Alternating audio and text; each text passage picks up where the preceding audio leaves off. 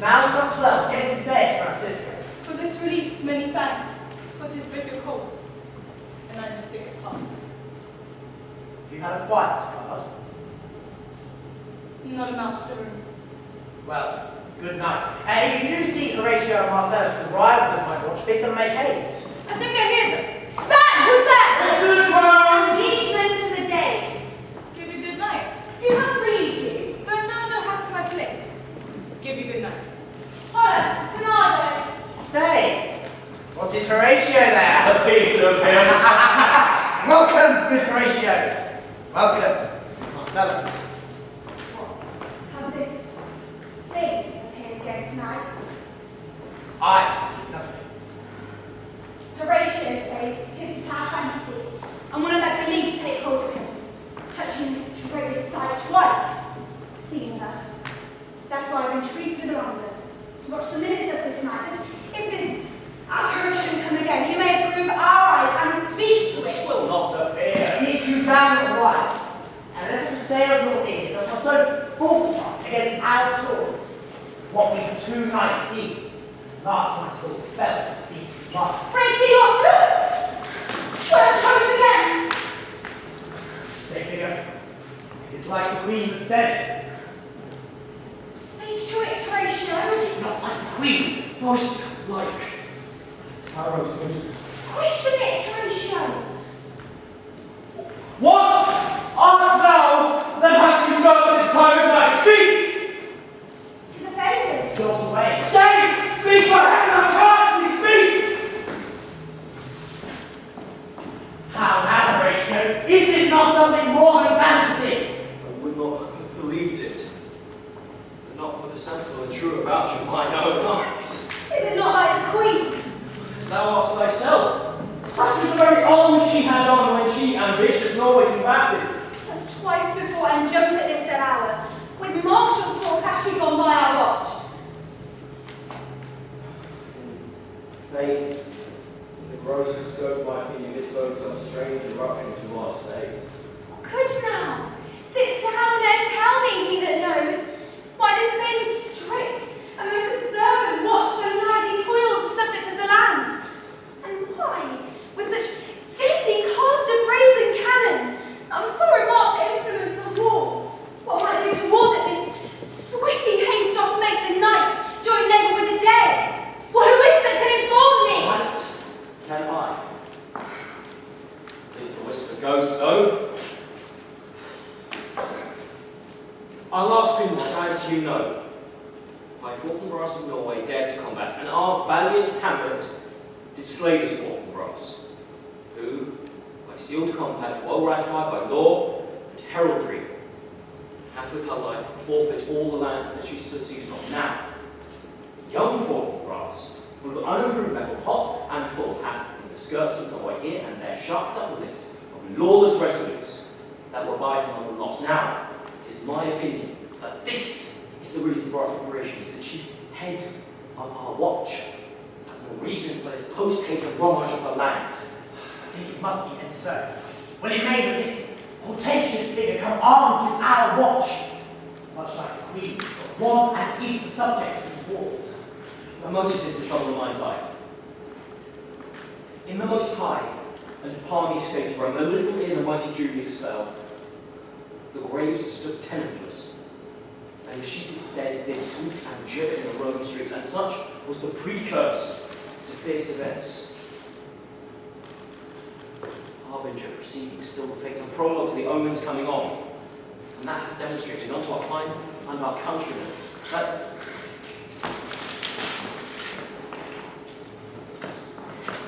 across it, though at last we stay!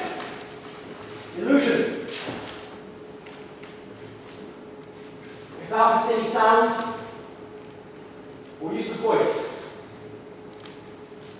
speak to me. If there be any good thing be done that leads me to ease and grace, speak to me. If there be any thou hast knowledge of thy country which happily for learning and going to speak, or if thou hast abhorred in my life exalted treasure in the womb of earth, which they say spirits for holding back. Stop him, Marcellus!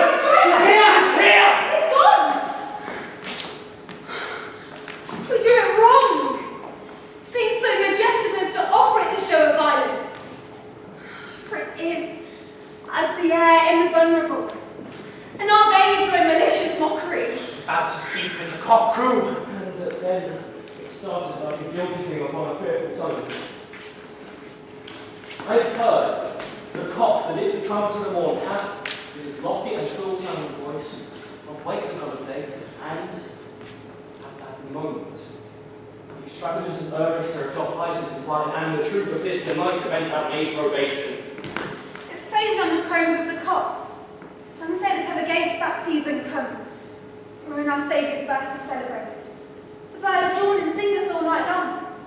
And then, they say, no spirit dares stir abroad. The nights are wholesome, then no planets strike. So hallowed and so gracious is the time. Have I heard also? But look, the dawn in russet mantle clad walks overdue on young high eastern hill. Let us break we up our watch, and take what we have seen tonight into young Hamlet, for my God, this spirit who is done to us will speak to her. Let's do it, I pray, and I this morning, O, shall find her most convenient. Hey! Woo!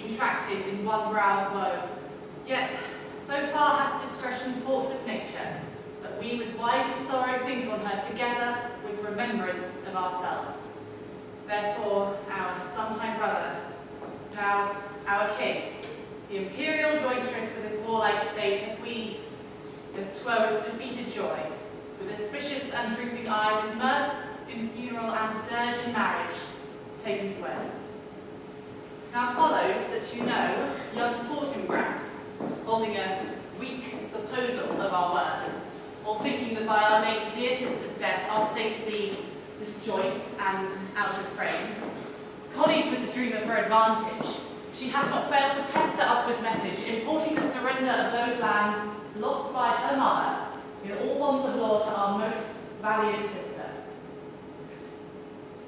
So much for her.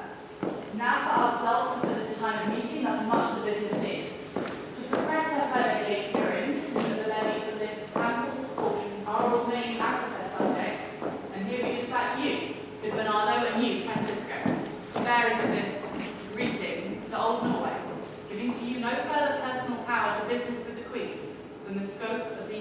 stated articles allow. Farewell, and let your haste commend your duty. In that and all things we shall show our duty. Doubt of nothing, heartily farewell. Now, Laertes, what's the news with you? You've told us of some suit. What is it, Laertes? Cannot speak of reason to the day when loose your voice, but wouldst thou beg? That shall not be my offer, not thy asking. The head is not more native to the heart, the hand more instrumental to the mouth, and the spoil of Denmark to thy father. What wouldst thou have, Laertes? My dread lord, your leave and favour to return to France. You went, though willingly I came to show my duty in your coronation. Yet, now that duty done, I must confess my thoughts and wishes bend again towards France. And bound to your gracious leave and pardon. Have you your father's leave? Says Polonius. He hath, my lord, wrung from me my slow leave by laboursome petition, and at last, upon his will, I sealed my hard consent. I do beseech you, give him leave to go. Take thy fair hour, Laertes, time be thine, and my best graces spend it at thy will.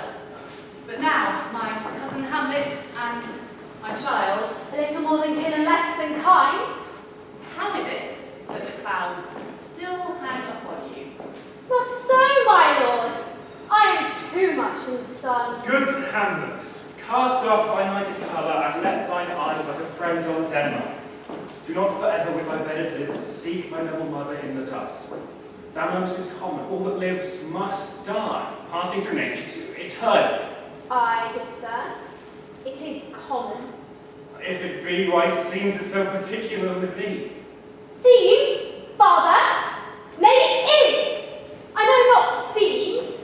'Tis not alone my inky cloak, good father, nor customary suits of solemn black, nor windy suspiration of forced breath, nay, nor the fruitful rivet in the eye, nor the dejected haviour of the visage, together with all forms, moods, shapes of grief that can denote me truly. These indeed seem for actions that a man might play, but I have that within, which path hath shown. These but the trappings and the suits of woe. 'Tis sweet and commendable in your nature, Hamlet, to give these mourning duties to your mother, but you must know, your mother lost a mother. That mother lost hers, and the survivor bound in filial obligation to some term, to a secret sorrow. But to persevere in obstinate indulgence is a course of impious stubbornness. 'Tis a land of grief, it shows an almost incorrect head and a heart unfortified, a mind impatient, an understanding simple and unskilled. For what we know must be and is as common as any of the most vulgar thing to sense. Why should we, in our peevish opposition, take it to heart? 'Tis a fault to heaven, a fault against the dead, a fault to nature, to reason most absurd, whose common theme is death of mothers. You still have cried from the first course till she that died today. This must be so. We pray you, throw to earth this unprevailing woe, and think of us as a mother. For let the world take note, you are the most immediate to our throne. And with no less nobility of love than that which dearest mother bears her child, do I impart towards you. Your intent in going back to school in Wittenberg is most retrograde in our desire, and we beseech you, bend you to remain here, in the cheer and comfort of our eye, our chiefest courtier, cousin, and our child. Let not my father lose his prayers, his hand. I pray thee stay, go not to Wittenberg. I shall in my best obey you, sir. Right, as the loving and fair reply, be as ourself in Denmark. Good sir, come, this gentle and unforced accord of Hamlet sits smiling on my heart, in grace whereof no yoke and health that Denmark drinks today, but the great cannon in the clouds shall tell, and the queens rouse the heavens all brewers again, we speaking earthly thunder. Come away.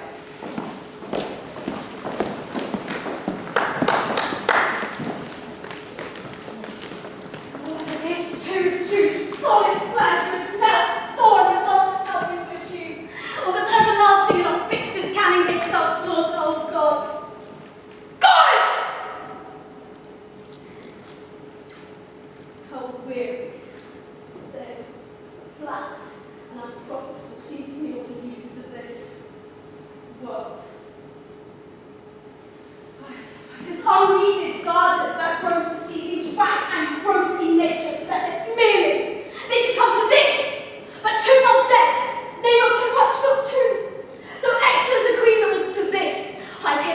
satire, so loving to my father that she might not perceive the winds of heaven visit his face too roughly. Heaven and earth! Must I remember why he was hanging on her as if increased his appetite had grown by what it fed on, and yet, within a month, I had not think of it. Prayer to you, son.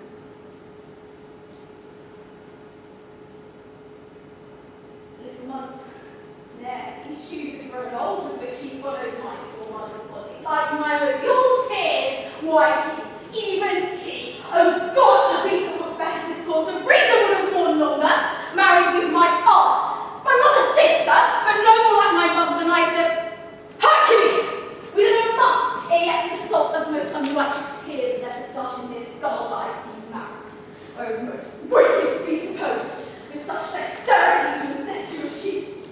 It is not, nor it cannot come to good. But break my heart, friends, for me.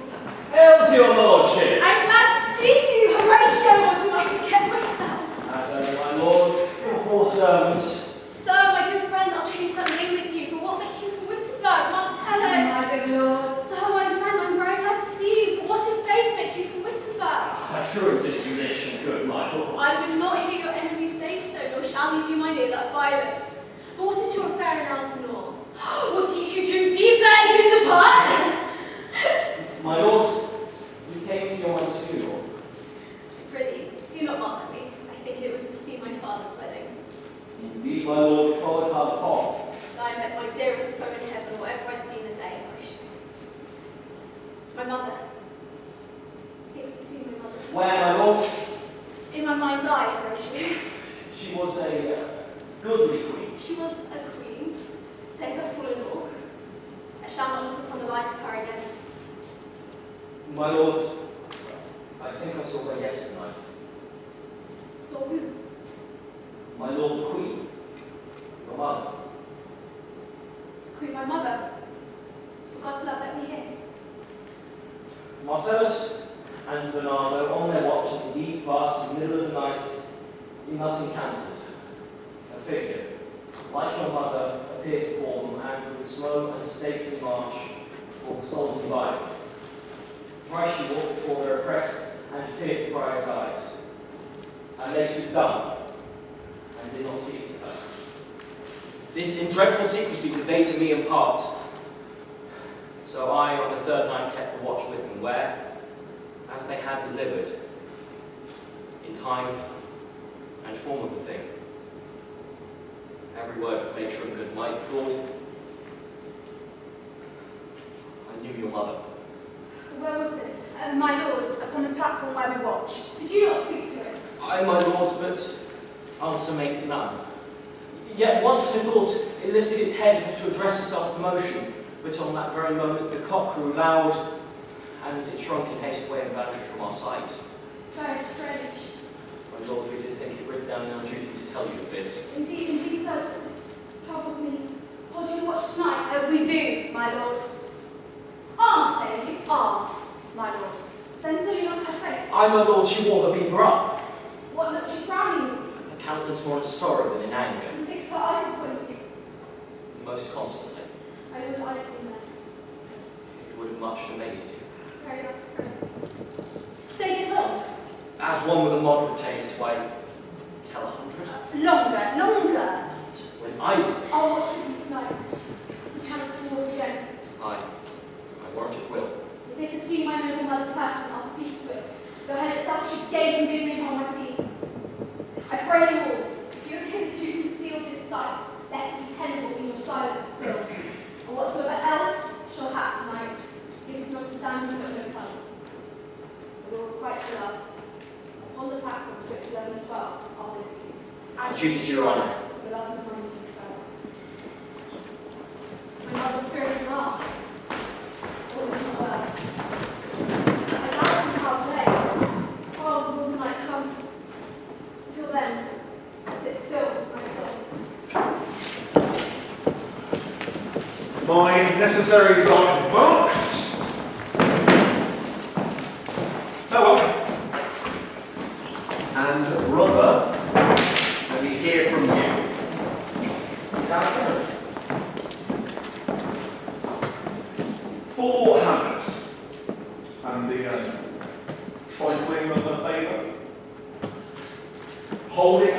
passion and toy, but a violet in the youth of primary nature, forward, not perfect, sweet, not lasting, the perfume and suppliance of a minute no more.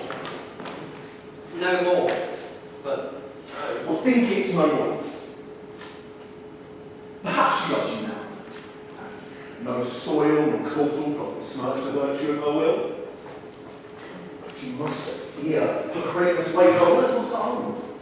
For she is subject to her birth. She may not as unvalued persons do, rather herself, on her choice against the health and safety of this whole state.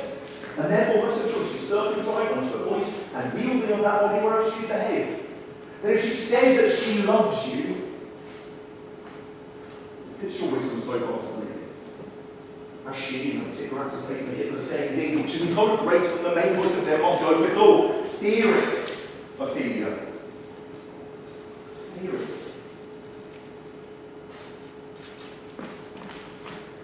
My dear brother, the cherished maid is prodigal enough if he unmasks his beauty to the moon. Virtue itself takes on colluminous strokes. Be wary then, lest safely lies in fear. I shall give thanks this good lesson to you with what fills my heart. Good my brother, do not as some ungracious pastors do show me the steep and thorny way to heaven, whilst, like a puffed and reckless libertine himself, the primrose path of dalliance treads, and recks not his own reed. Oh, fear me not. Oh, I stay too long. Here our father comes. With all blessings of grace, occasion smiles on the second leaf. Yes, Laertes, aboard for shame. The wind sits in the shoulder of your sail, and you are stayed for. There, my blessing with thee. And these few precepts in thy memory, see thou carry. Give thy thoughts no time, nor any unproportioned thought is apt. Be thou familiar, but by no means vulgar. Give every man thy ear, but you thy voice. Take each man's censure, but reserve thy judgment. Costly thy habits, and thy purse can buy, but not expressed in facts, rich, not gaudy, for the account of the claims of man. Neither a borrower nor a lender be, and this, above all, will thine own self be true. Then it follows as the night the day, thou canst not then be false to anyone. Farewell. My blessing season this in thee. Something got to take away in my room. Farewell. Ophelia. And remember what I said to you. It is in my memory locked, and you yourself shall keep the key of it.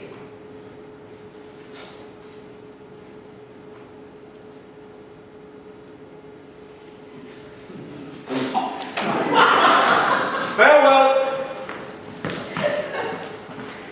What is, Amelia, he hath said to you?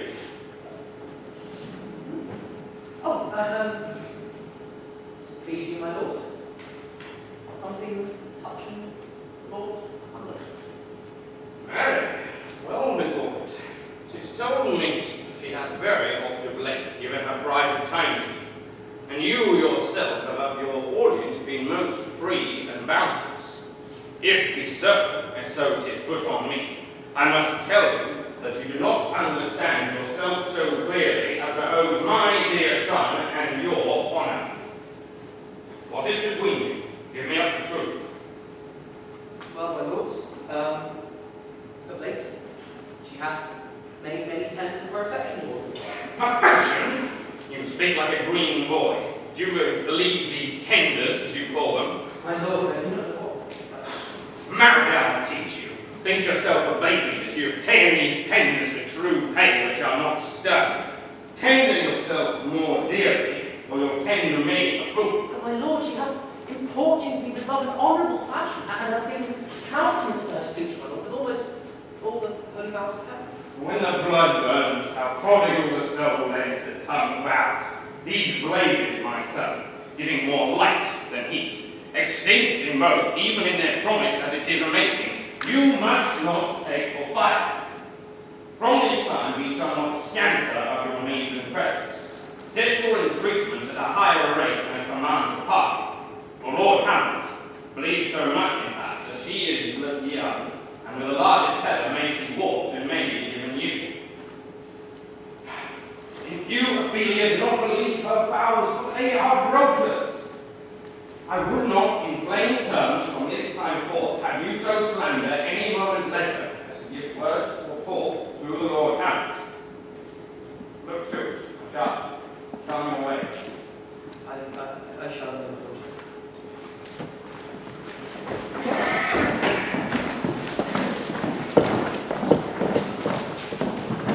What hour now? I think it lacks a violent. No, it is struck. Indeed? I heard it not. Then it approached the seat where the spirit told us what to walk.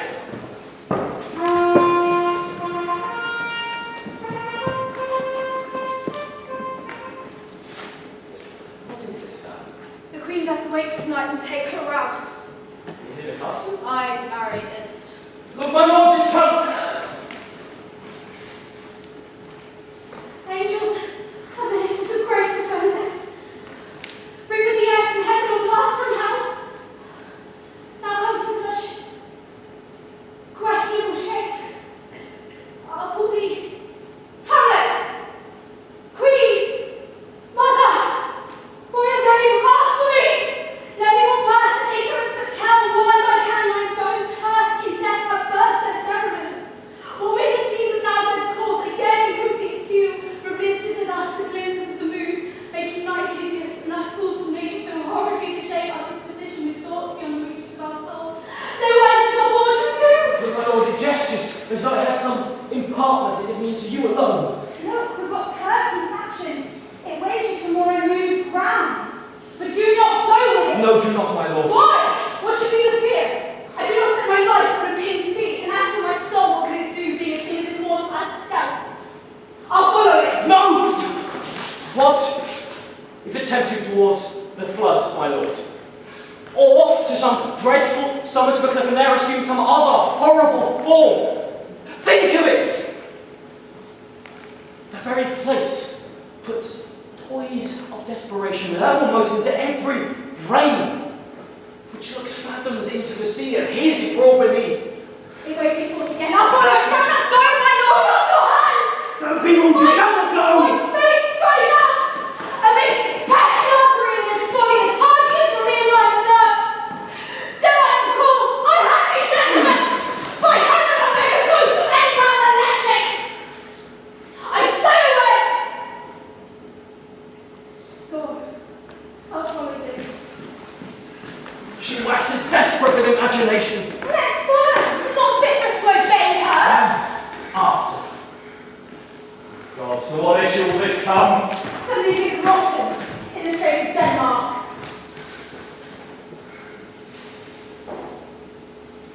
Well, about leave me. Speak. I'll go no further. Mark me. Mother? I will. My hour is almost come, when I to sulphurous and tormenting flames must render up myself. Pity me not, but lend thy serious hearing to what I shall unfold. Speak, I am bound to hear. So art thou to revenge what thou shalt hear. I am thy mother's spirit, doomed for a certain term to walk the night, and for the days confined to fast and fires, till the foul crimes done in my days of nature are burnt and purged away. But that I am forbid to tell the secrets of my prison house. I can a tale unfold in the lightest word, and harrow up thy soul.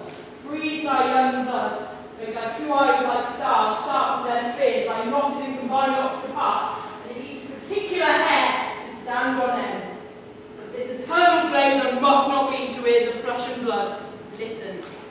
Oh, listen, if thou didst ever thy dear mother love, God. to revenge her foul and most unnatural murder.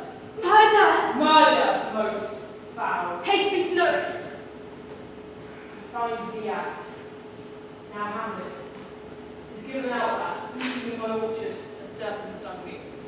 So the whole heir of Denmark is by a forged process of my death rightfully abused!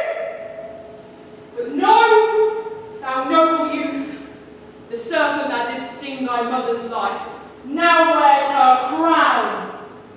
Oh, my prophetic soul! I, that incestuous, that adulterous beast, with witchcraft of her wit, with traitorous gifts, wanted in shameful lust, the will of my most seeming virtuous king.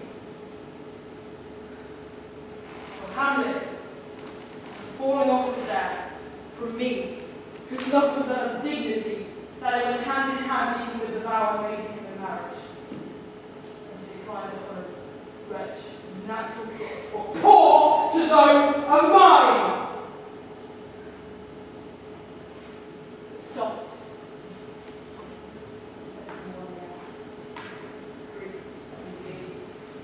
Sleeping in my orchard, my custom of the afternoon, upon my secure hour, my thief aunt stole juice of curds hanging on in a vial, and in the porches of my ears before the leprous stillman, whose effect holds such an enmity with blood of man, that quicksilver, it courses through the natural gates and alleys of the body. Thus was I, sleeping by a sister's hand, of life, of crown, of king at once dispatched, cut off in the blossoms of my sin, your reckonings made, but sent to my account with all my imperfections on my head. Let not the royal bed of Denmark be a couch for luxury and damned incest. But, howsoever thou pursuest this act, taint not thy mind, nor let thy soul contrive against thy father Lord. Leave him to heaven. To the thorns that in his bosom lodged, prick and sting him. Fare thee well at once. Adieu, adieu. Hamlet, remember me.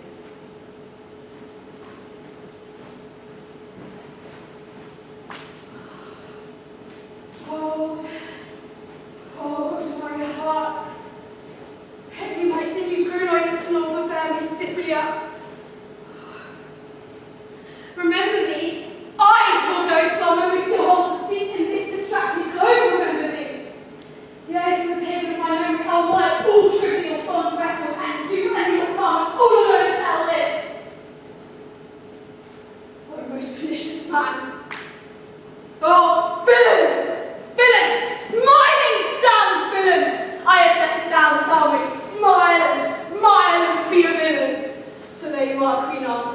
Now to my word it is. Adieu, adieu, remember me. I have sworn it! How is my noble lord? Oh, wonderful! Then do tell, my lord. No, you reveal it! Not I, my lord, by heaven. Nor I, my lord. What say ye then? The heart of man will think it. But you'll be secret. I, By heaven, my lord. There's never a villain dwelling in all Denmark, but she's an arrant knave. You mean no ghost my fault to tell us this, my lord? Why, right? You're in the right, and so without more circumstance further, I hold it fit that we shake hands and part. You to your business, and to I shall point you every man's business and desire for me, my own part. I'll go break. These but wild and whirling words, my lord. I'm sorry if they offend you heartily, if they heartily. There is no offence, my lord. I am most compassionate, but there is Horatio, and much offence too, touching this issue here. It is an honest ghost. That let me tell you, for I know your desire to know what is between us overmasters, as they say. But now, friends, as you are soldiers, scholars, give me one poor advice. Name it, my lord. Never make known what you have seen here tonight. My lord, we will not. Swear it. In faith, my lord, not I. And nor I, my lord, in faith. Upon my sword. My lord, we've already sworn. Indeed, upon my sword, indeed. Swear! Propose the oath, my liege. Never make known what you see here tonight. Swear by my sword. Day and night, this is wondrous strange. And therefore, as a stranger, give it welcome. There are more things in heaven and earth, Horatio, that attract from your philosophy. Come, here as before. So strange or odd as I know myself, as I chance around to shall fit meet. To put an anti-disposition on and with arms encumbered thus, or this head shape, you know that you know ought to me is not to do.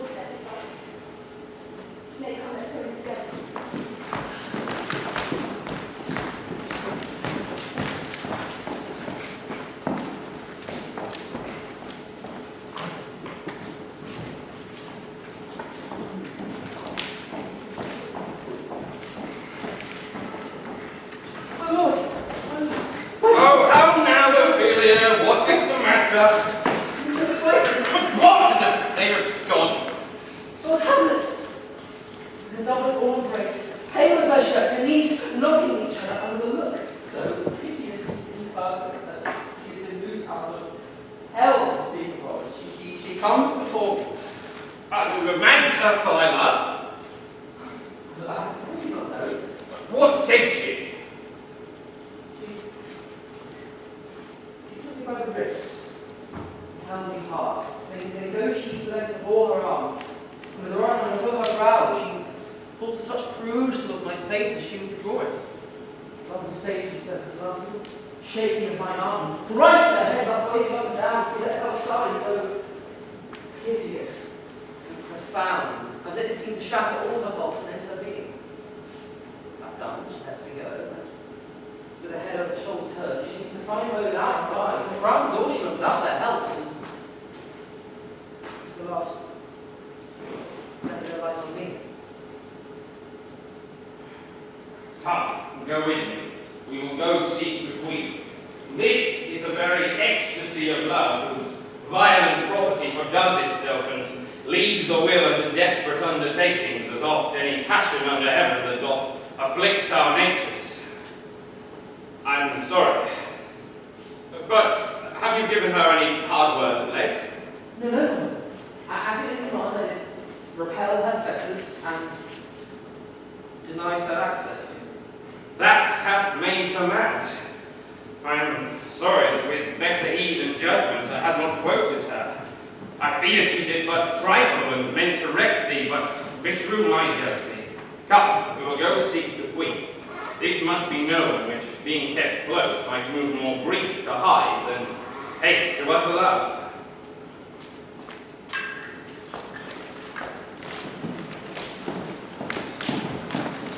Welcome, dear Rosencrantz and Guildenstern. Moreover, we much did long to see you. Believe we have duty by this folk our chief's descending. Something you have heard of Hamlet's transformation? Don't call it. It's more than her mother's death that must have put her so much understanding of herself I cannot dream. I entreat you both, for being so long days brought up with her, and since so neighbour to her youth behaviours that you vouchsafe your rest here in our court some little time, so by your companies to draw her on to pleasures and to gather, as much as from occasion you may glean whether aught afflicts her lust that, opened, lies within our remedy. Good gentlemen, she hath much talked of you. I'm sure I am to when not living to reach your ideas. If it will please you to show such gentry and wills to expend some time this while for supply and profit of our home, your visitation shall receive such thanks as to king's remembrance. Oh, your Majesty is right by the sovereign power you have on us, but your dread passion more to command than to entreaty. Sports, we both obey, and hereby put ourselves in full debt to lay our service freely at your feet. Thanks, dear Rosencrantz and gentle Guildenstern. Thanks, dear Guildenstern. Rosencrantz. I beseech you instantly to visit my too much changed child. Go, good gentleman, where Hamlet is. Heavens make our practice and our presence helpful and pleasant to her.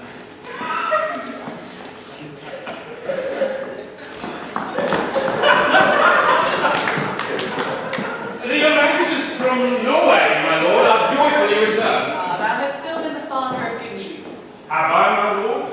I assure my good liege that I hold my duty as I hold myself, both to my God and to my gracious Queen. And I do think, or else this brain of mine has not the trail of policy so sure as it hath used to do, that I have found the very cause of Hamlet's lunacy. Oh, speak of that. I long to hear. Give first admittance to the ambassadors. My news shall be the fruit of that great feast. Then thyself do grace to them, and bring them in. Tell me, my dear Gertrude, if we have found the hidden source of all your girls' distemper. I doubt it is no other but the maid, her mother's death, and our hasty marriage. Well, we will sift her. Welcome, my good friends. St. Francisco, watch from our brother Norway. Most fair returns of greetings and desires. Upon our first Lord Norway sent out suppressed oaths levies, which to her appeared a preparation against the Polonius, but Bethany looked into, but against your Majesty were agreed. So her sickness, age, and impotence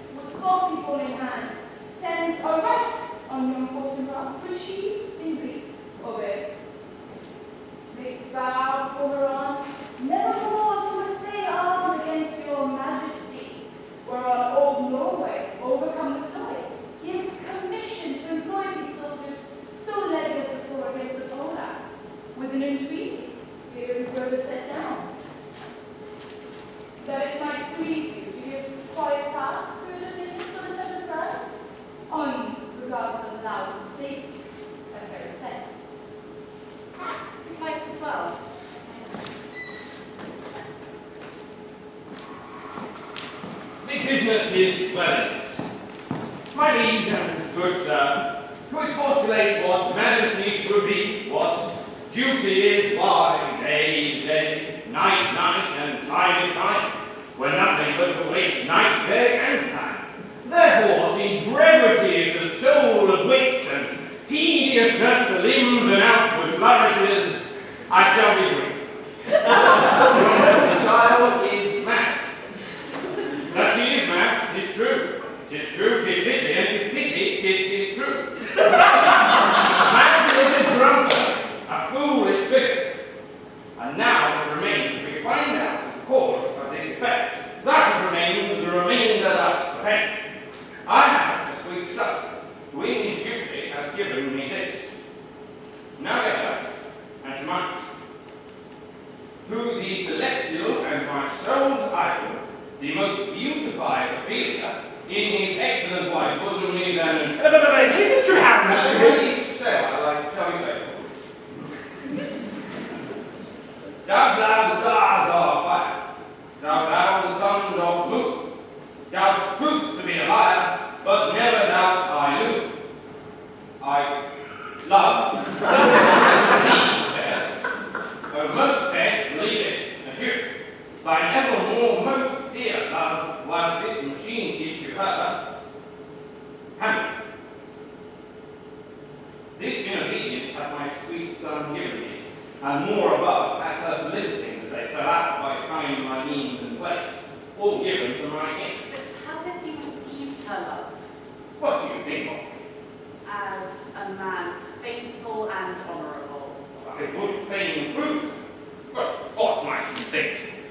My dear majesty, your king here think had I looked upon this love with idle sight. No, I went round to work. What then? Thus I did my young master bespeak. Lord Hamlet is an heir, out of thy star. This must not be.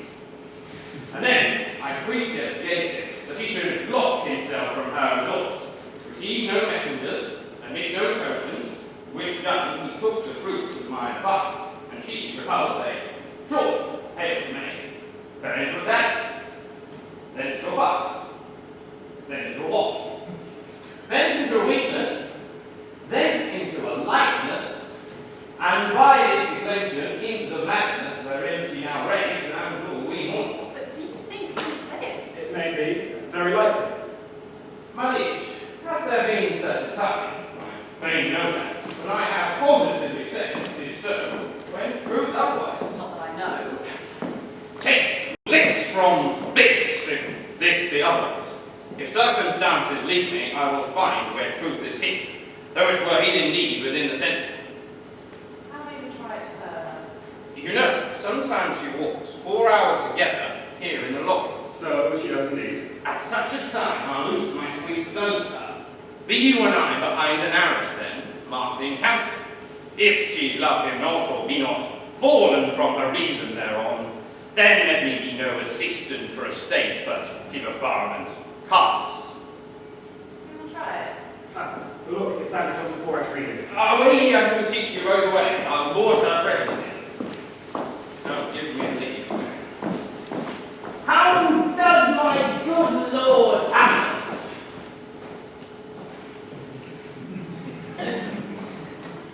Well, God of mercy. Do you know me, my lord? Excellent, well, you are a fishmonger. Not I, my lord. Then why would you wear so honest a man? Honest, my lord. I, sir, to be honest, as this world goes, to be one man out of 10,000. That's very true, my lord. Or, if the sun breathed maggots and the dead dog, being a God-kissing carrion. If you a young son, I have, my lord. let him not walk in the sun. Conception's a blessing, but not the way your son will conceive. Friend, look to it. How say you by that? Still harping on my young son, yet she knew me not. She is far gone, far gone. Truly, in my youth I suffered much. I'll speak to her again. What do you read, my lord? What? What is the matter, my lord? I mean the matter that you read, my lord. Slanders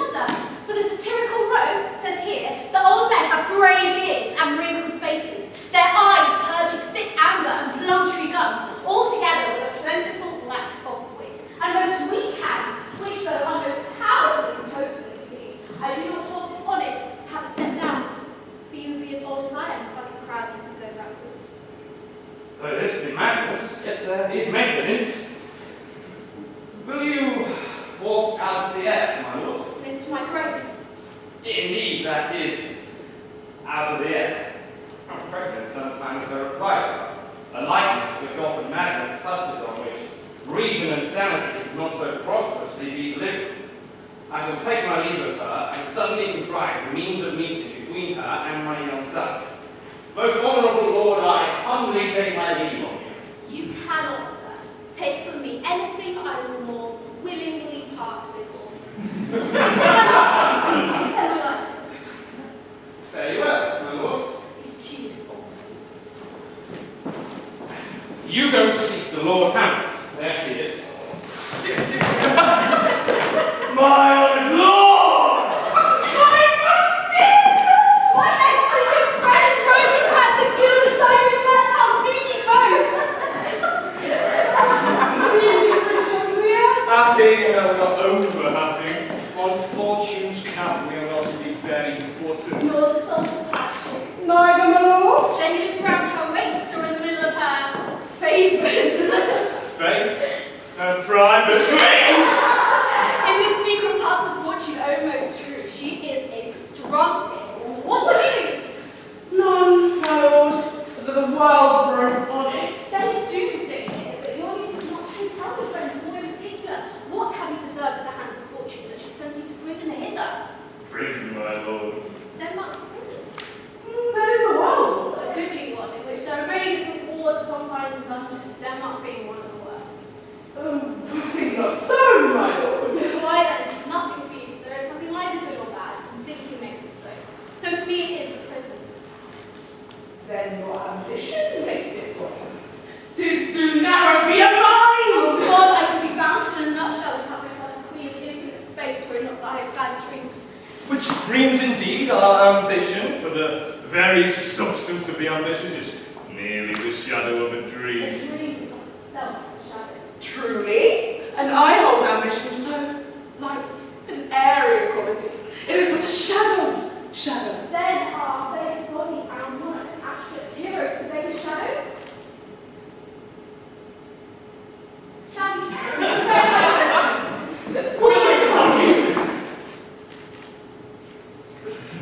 No such master. I will not sort you with the rest of my servants, but to speak to you like an honest man, I am most dreadfully intended.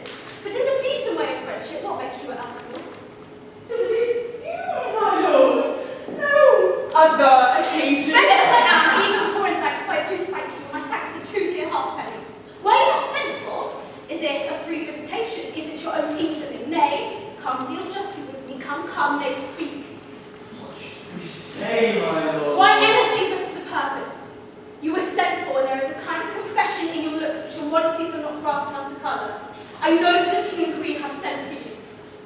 To end, my lord. That you must teach me, but by the constancy of our youth, by the obligation of our ever preserved love, and by what more dear proposal I can charge you withal, be even and direct with me, whether you were sent for or no. What say you? There I have run on. My lord, he was sent for. I shall tell you why, so shall my anticipation prevent your discovery to the king and queen, and your secrecy shall not be feathered. I have of late, but wherefore I know not of, lost all my mirth. The world seems to me a sterile commodity. Piece of work is man. How noble in reason, how infinite in fact, in form and movement, how express and admirable. In action, how like an angel, in apprehension, how like a god, the beauty of the world, the paragon of animals, and yet to me, this is quintessence of dust. Man delights not me. Nay, nor woman neither, though by your smiling you seem to say so. There is no such stuff in our thoughts. Why did you laugh then when I said man delights not me? To think, if you delight not in man, what Lenten entertainment the players shall receive from you? We come to them on the way, and thither they come to offer you their service. We should have tribute of me. What plays are they? Even those you would want to take delight in. The treasures of the city. City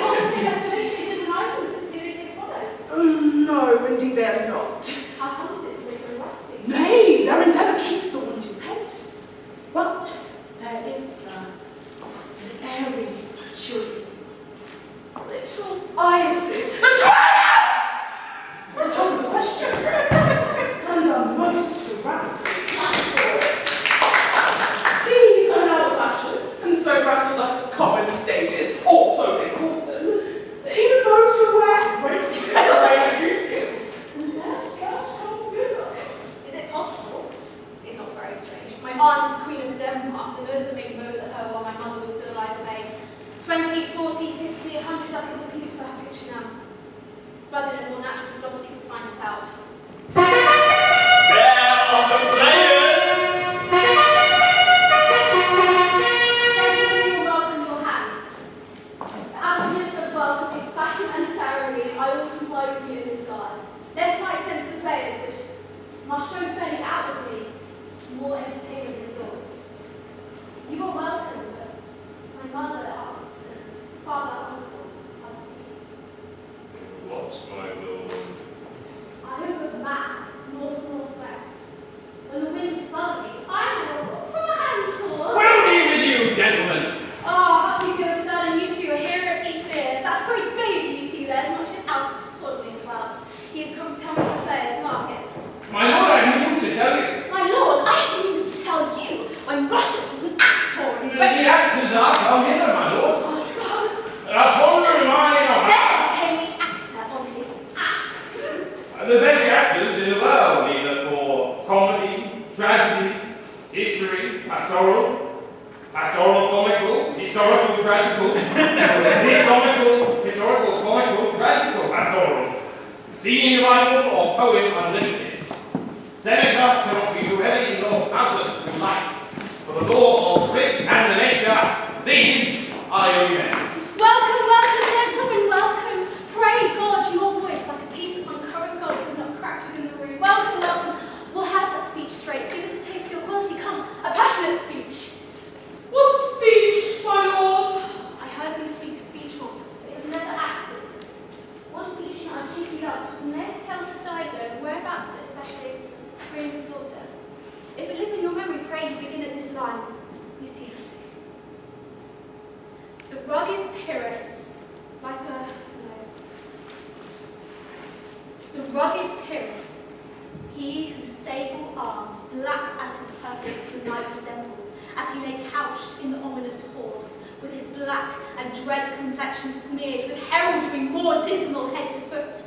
Now he is total ghouls, horridly tricked, with blood of mothers, fathers, sons, daughters, baked and impasted on the parching street, which added tyrannous and damned light to their lord's murder, roasted in wrath and fire, with eyes like carbuncles, the hellish Pyrrhus, or grand ship pride seeks.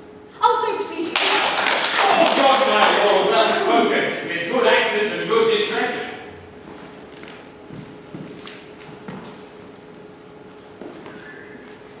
Lower.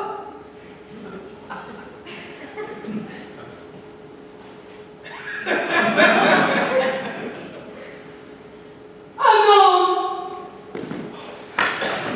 He finds him striking two shorted Greeks.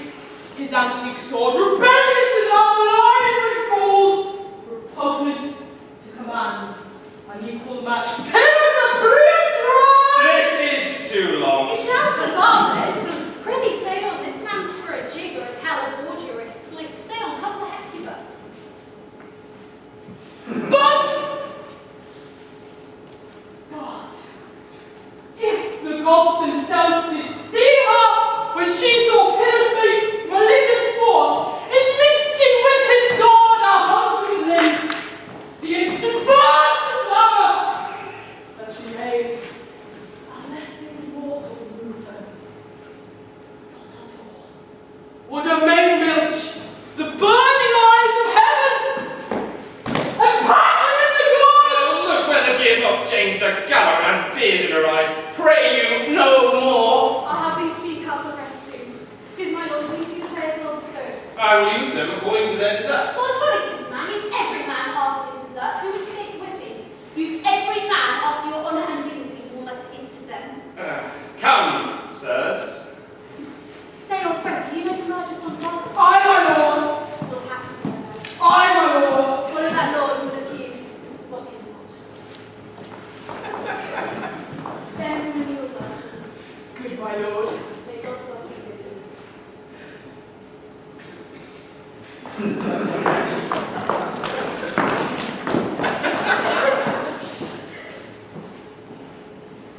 Now I am alone. Oh, what a rogue peasant slave am I.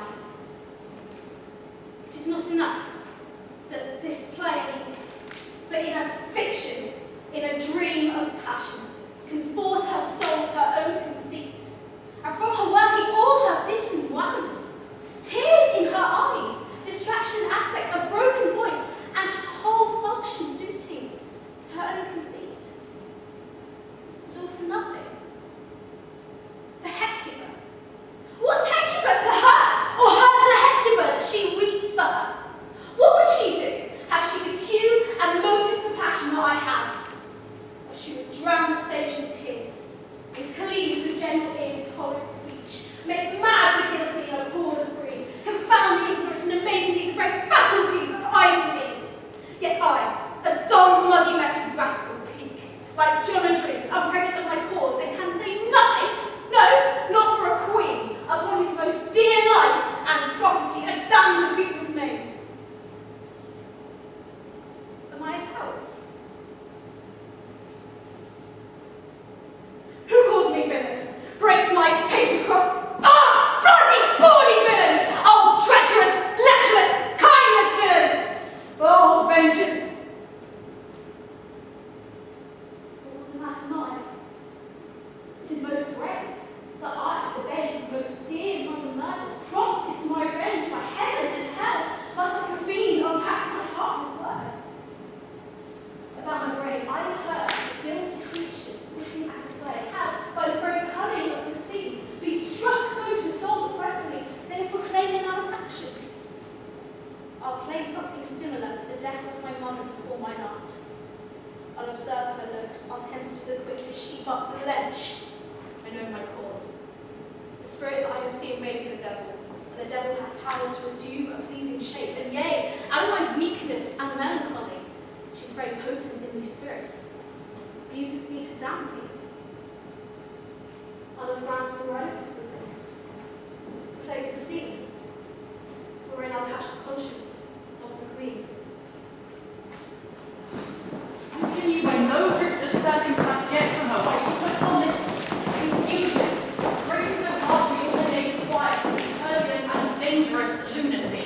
She doesn't best she finds herself distracted, but from what cause she will by no means speak. Nor do we find her forward to be sounded with some crafty madness keeps aloof, from which would bring her on to some confession of her true state. Did she receive you well? Most like good something. Much forcing of their disposition. Negative question, but of our demands most free in her reply. Did you essay her to any pastime? It so fell out that certain players we overwrought on the way of these children, and that this seemed to her a kind of joy to hear of it. They're about the court, and, as I think, have already ordered a play for her tonight. It is most true, and she did beseech me to entreat your majesties to hear and see the matter. With all my heart, it doth much content me to hear her so inclined. Gentlemen, give her further edge, and drive her purpose onto these delights. We shall, my lord. Please to we have closely sent for Hamlet hither, that she, as by accident, may hear affront Amelia, and gather by her as she has behaved, to be the affliction of her love or loathe that she suffers for. I shall obey. And for your part, Ophelia, I do hope your good beauties be the happy cause of Hamlet's wildness. So I wish your virtue shall return to Oatway again. To both God. I wish it may. Read on this book. The show of such an exercise may colour your loneliness. I hear her coming. Let's withdraw, my lord.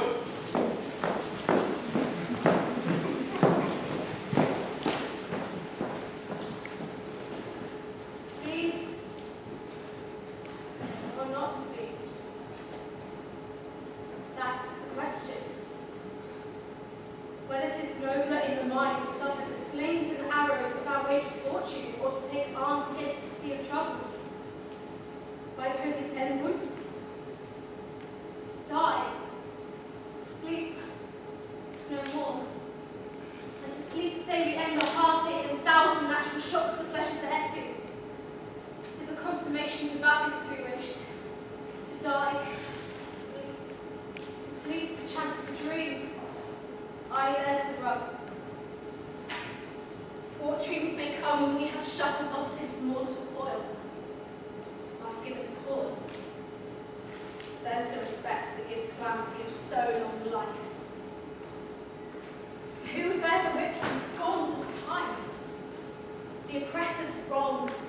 Proud man's consciently the pangs of despised love the laws delay. The insolence of office and the spurns, the patient merit of the unworthy takes when he himself might squanders made with a bare bodkin. Who would fathers bear to sweat and grunt under a weary life, that the thought of something after death, that undiscovered country from whose bourne no travellers return, puzzles the will. And rather make us bear those ills we have from flight and others we know not of. Thus conscience makes cowards of us all. And thus the native hue of resolution is sicklied over with pale cast of thought, and enterprises of great pith and moment in disregard their currents turn to rely, and lose the name of action. So, the fair Amelia! Came from my risings beyond my sins remembered. Good, my lord. How does your lordship this day? I humbly thank you. Well. My lord, I have many remembrances of yours that I have longed to redeliver. I pray you now to receive them. No. Not I. Never gave you what? My lord, you know quite well you did. And written in words of such sweet breath composed as to make the gifts more rich, but good, my lord, for to the noble mind, rich gifts wax poor when givers prove unkind. There, my lord. Are you honest? My lord? Are you fair? What means your lordship? That if you are honest and fair, your honesty should admit no discourse to your beauty. Could beauty, my lord, have no better commerce than with honesty? Aye, truly. For the power of beauty would sooner transform honesty from what it was into a law than the force of honesty could translate beauty into its own likeness. I did love you once. My lord, you may believe so. You should not believe me. For virtue cannot so not later on stop, we shall relish it. I was more to see. Oh, get me to a nunnery! Why wouldst thou be a breeder of sinners? I, myself, am indifferent honest. If I can accuse me of such things, it were better that my mother had not born me. I am proud, revengeful, ambitious, with more offences at my beck than I have time to act them in, words to put in their imagination to give them shape. What should creatures such as I call you between heaven and earth? We are outlays, all of us. Believe none of us. Get me to a nunnery. Go. Where is the father? At home, my lord. That the doors be locked to Claudius, and he can fool no one but in his own home. Farewell. Oh, help me, first. If thou dost marry, I'll give thee this blade to thy dowry. Be thou as chaste as ice, as pure as snow. Thou shalt not escape Polonius to a nunnery. Go! Oh, you sweet. Ah, never on it! It hath made me mad. I say, we shall have no more marriages. Although those that are married already, all but one shall live. The rest shall stay as they are. To a nunnery. Go.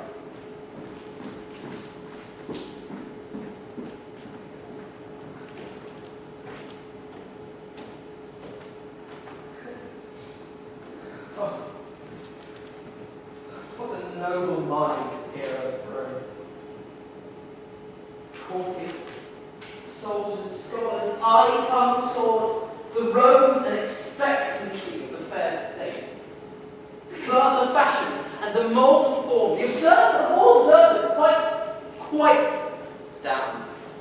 And I, of soul's most dejected wretched, suck the honey of her whose vows now see that noble and most sovereign reason, like sweet bells jangled out of tune and harsh. Form and feature of blown youth, blast with ecstasy. Woe is me, to see what I see. See what I see.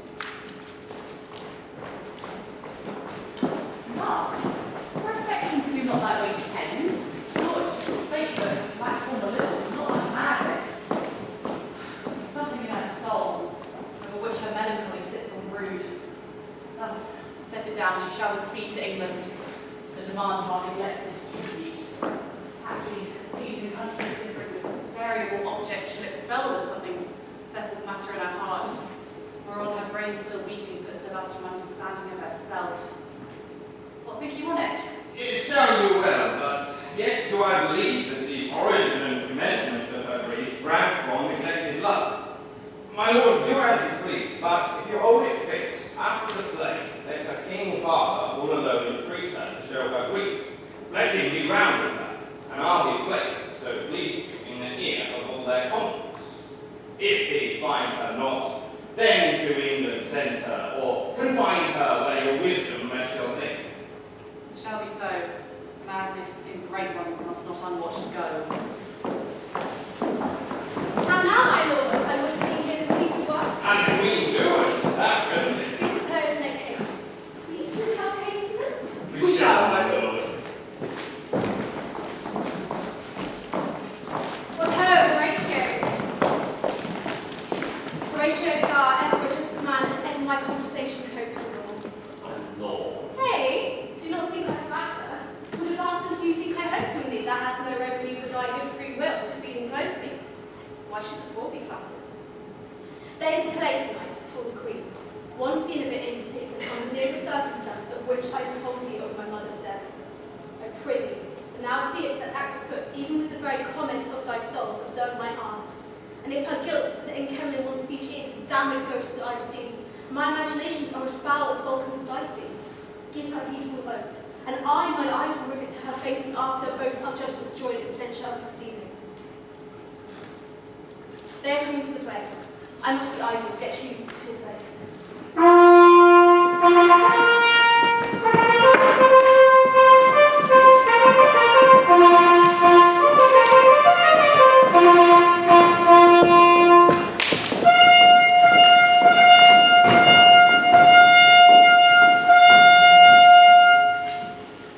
How fares our cousin Hamlet? Excellent one. From the Queen's dish? Yeah. Promise, Crown, you cannot be paid also. I have nothing with this answer, Hamlet. These words are not mine. No. Well, mine now. My lord, you did play me first, didn't you? That did I, my lord. What did you enact? For I did enact Julius Caesar. I was killed in the Capitol. Brutus killed me. It was right brute of him to kill so capital a car. Are the players ready? Aye, my lord, they stay upon your patience. I've come hither, my lord, and sit by me. No, thank you. Here's nice and more attractive. Perfectly remarked that. Sir, can I lie on your lap? No, my lord. I mean, my head is upon your lap. I'm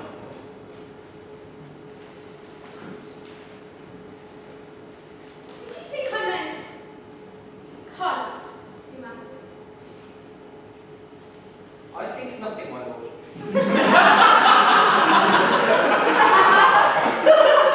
What's the fair thought to lie between a maid's legs? What is my lord? Nothing. You are married, my lord. Why?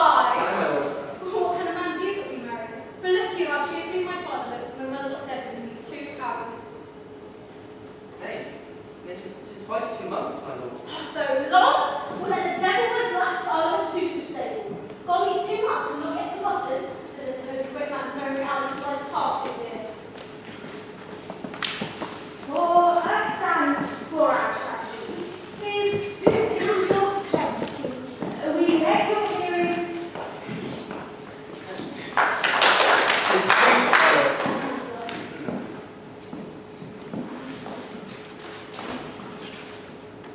What do you call the play? Mousetrap.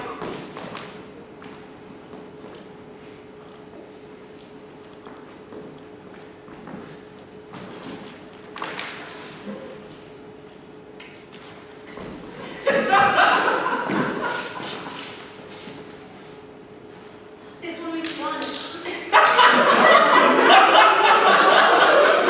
Chorus, my lord. I can tell between you and my love that I saw a puppet stealthy. Repeat, my lord. Repeat. Your costume's running safety managed. Still heck, worse. She poisons her in the garden for the estate. You should see not how the murder gets the love of his eldest husband.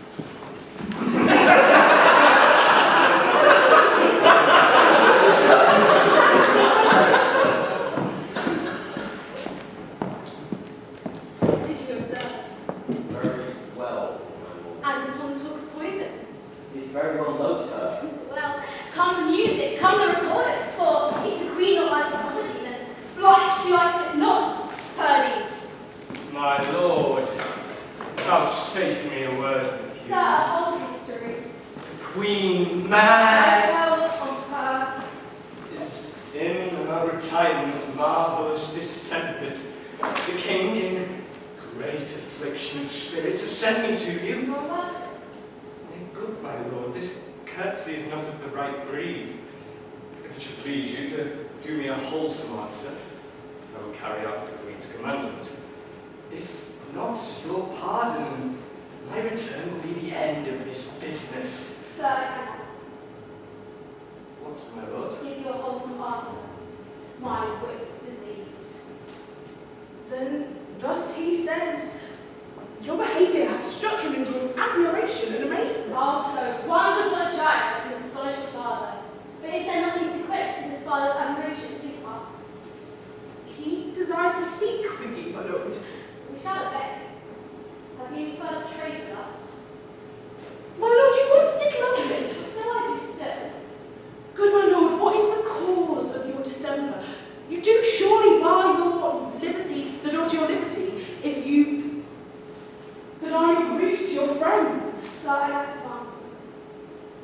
How can that be when you have the voice of the Queen herself to your succession in Denmark? To withdraw with you.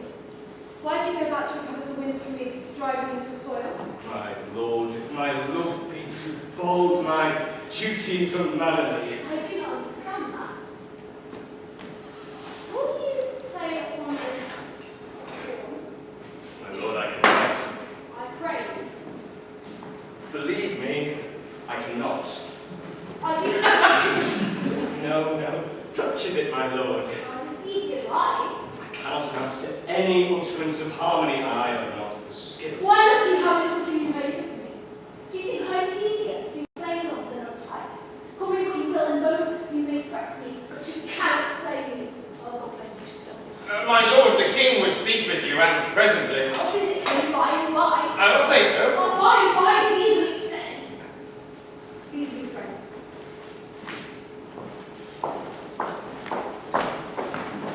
It's now great breathing time of the night. The church has yawned, and head itself breathes out contagion to the world. I can do such a bitter business in the day with great love. So, that's my father. Oh, heart, use not by nature.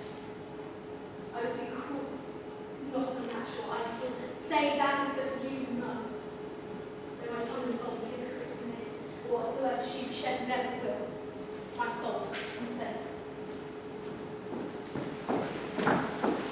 Like her not, nor stand it safe with us to let her madness reign. Therefore, prepare yourself. I your commission will forthwith dispatch, and she to England shall along with you. We will ourselves provide. Single and peculiar, life is bound with all strength and armour of the mind to keep itself from bullets. Much more than this, that spirit whose will depend and rest the lives of many. Never alone did a queen sigh, but with a general groan. Arm you, I pray you, to this speedy voyage. We will haste us. My lord, she's going to her father's closet. Behind the arras I'll convey myself and hear the process. Farewell, my liege. I'll call upon you ere you go to bed and tell you what I know. Thanks, my dear good lord.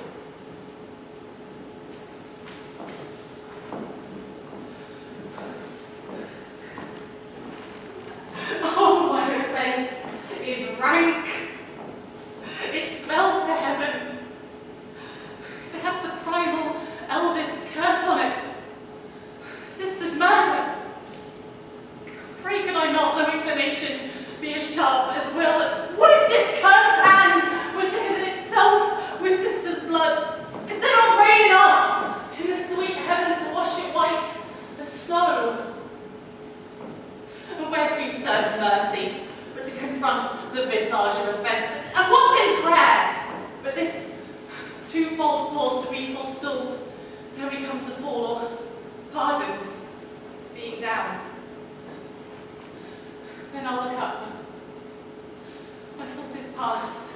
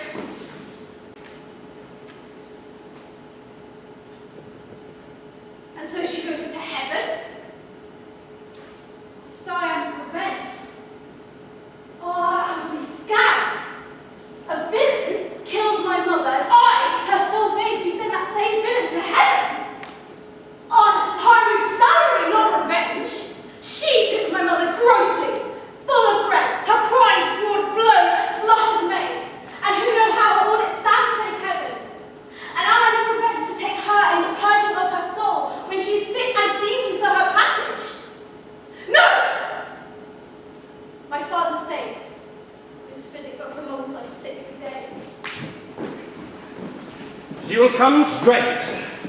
Look you lay home to her. Pray you, he ran with her. I'll warrant you, fear not, withdraw I hair from it. Now, Father, what is the matter? Hamlet, you have your mother much offended. Father, you have my mother much offended. Why, how now? Have you forgot me? No, not so. You are the king, your wife's sister spouse, and what do you want also? You are my mother. What's that do? Thou will not murder me. Help! Help! Home! What? Home! Stop the queen!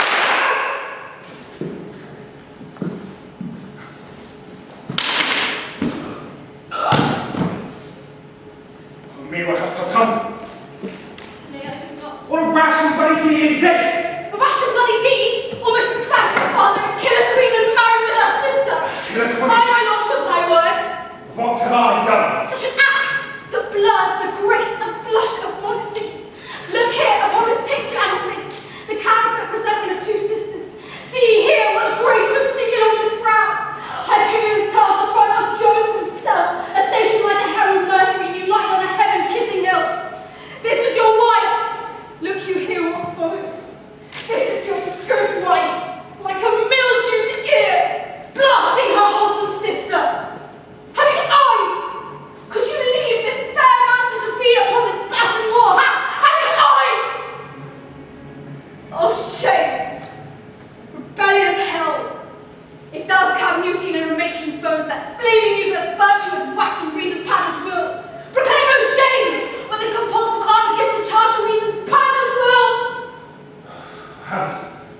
Thou hast turned my eyes into my very soul. There are seated black and grey spots will not leave their taint. Nay, but to live in the rank sweat of an unseamed bed, stewed in corruption and honey making over the nasty sty. Speak to me no more. These words are damned into my ears. No more! The compass of the empire and the rules from the precious diamond stolen put in her. No more! The queen of shreds and punches!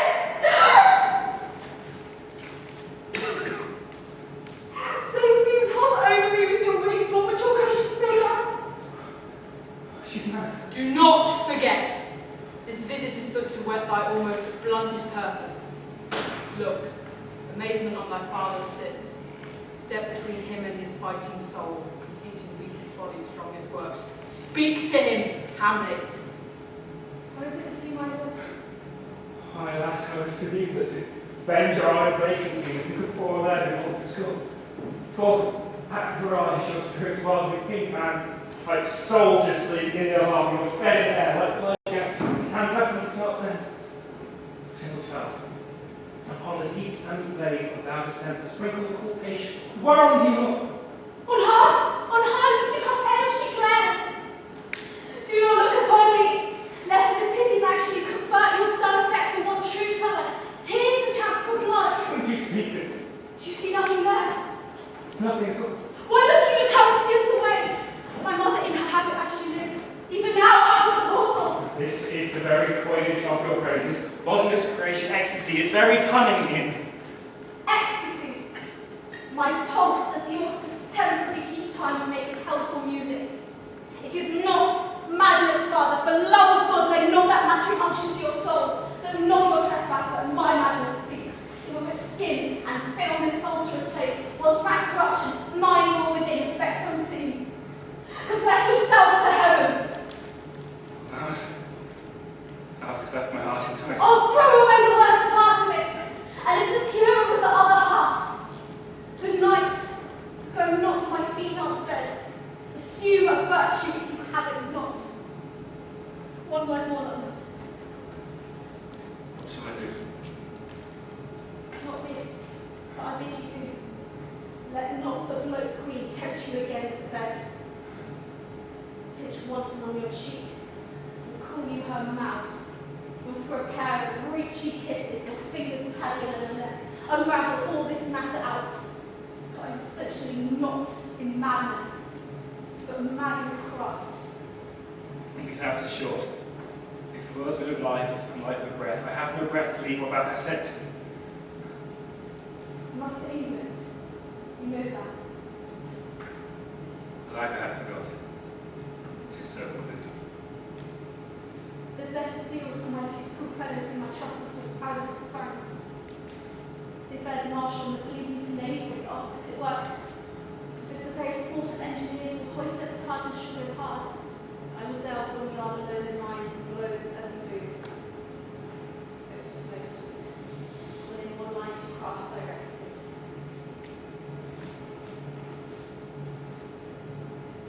This man's was so happy. I'll look the guts into the neighbour room. Good night, Father.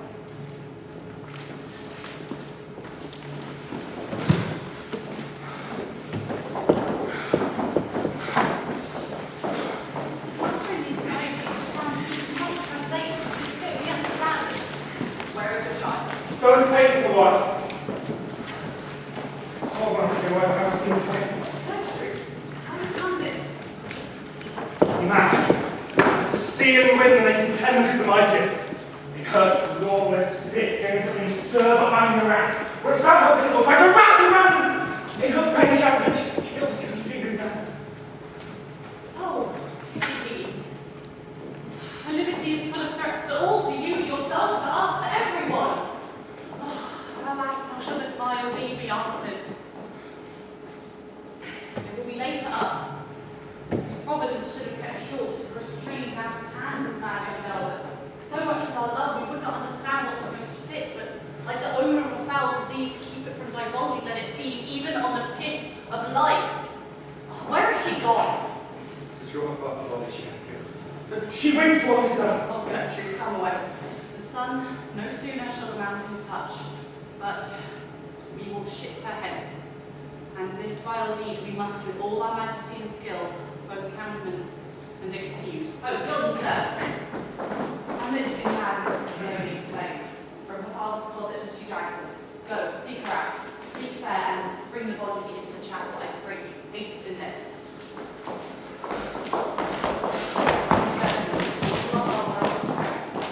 Let them know what we need to do, what's untimely done.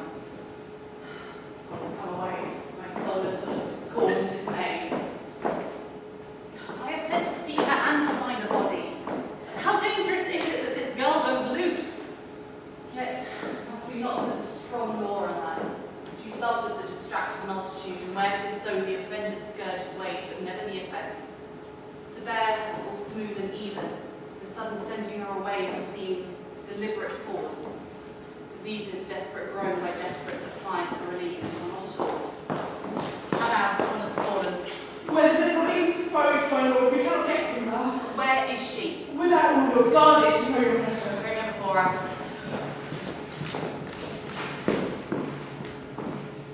Now, Hamlet, where's Polonius?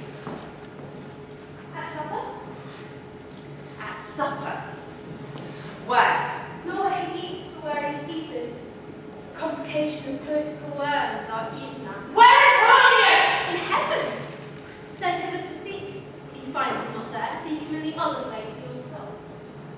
But if you not find him in the month, I suspect you will notice him as he dark the stairs into the lobby. Go, seek him there. He'll stay till we come. Hamlet, this deed for thine especial safety which we do tender, as we dearly grieve for that which thou hast done, must send thee hence with fiery quickness. Therefore, prepare thyself. Bark is ready and the wind at help. The associates tend, and everything is bent for England. For England? Aye, Hamlet. Good! So is it. Thou knewest our purposes. No longer afoot. Attempt her with speed aboard. Delay it not. I'll have our heads tonight. And England, my love, however, holds to port. Thou mayest not wholly set our sovereign process, which imports at full, by letters congruent to that effect, the present death of Hamlet. I will not speak with him! He is importunate, indeed this way. His good will make me pity. What will he have? He speaks much of his father. Says he is, it teaches nothing, though the unshaped youth of it does move the collection. Here's a collection.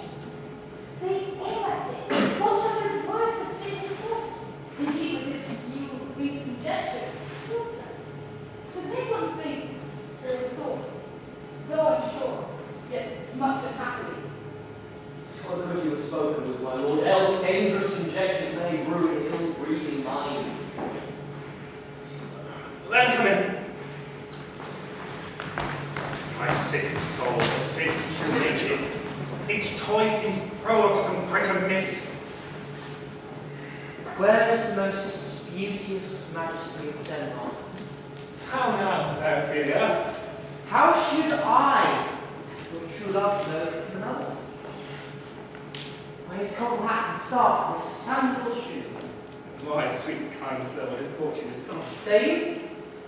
Nay, praise me, mark. For he is dead and gone, lady, he is dead and gone. At his head, a grass-green turf, at his heels a stone. Nay, Ophelia.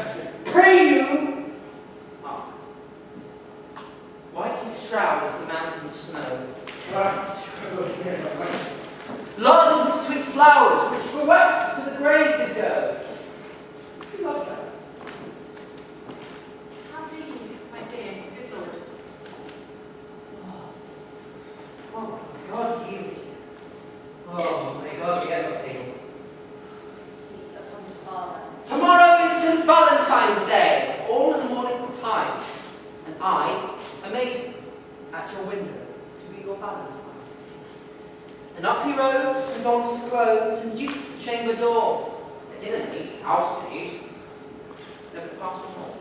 Pretty Ophelia. By kiss, and by St. Charity, a lap and 5 for shame.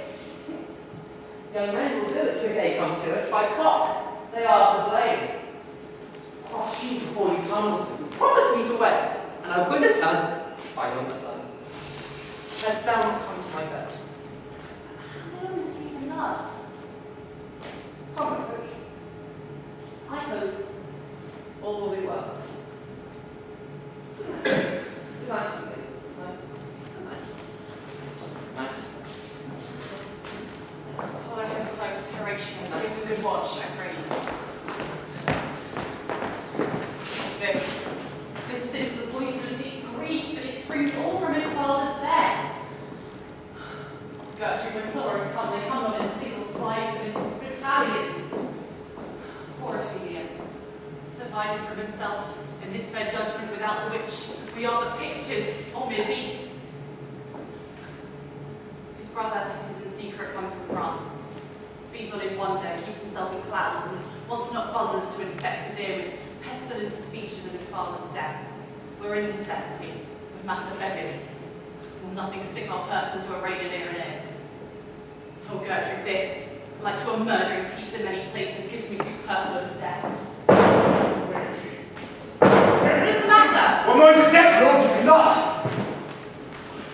Oh, thou fine queen! Give me my What is the cause? That thy rebellion looks so giant-like. Let him go, Gertrude, do not fear our person. Tell me, Laertes, why thou art thus incensed. Let him go, Gertrude. Speak, man. Where is my father? Dead. But not my heart. How came it? I'll not be troubled with to hell, allegiance, vows to the blackest devil. Conscience and grace to the founded pit. I dare damnation. To this point I stand above the words I give to me who said, come, what comes, only I'll be revenged most thoroughly for my father. Laertes, if you desire to know the certainty of your dear father's death, just written you a revenge, that swoop-stake you will draw both friend and foe, winner and loser. None but his enemies. I speak like a good child and a true gentleman. That I am guiltless in your father's death, and am most sensible in brute force. As level to a judgment appears as daylight to your eye. Let him come in. How loud the noise is that?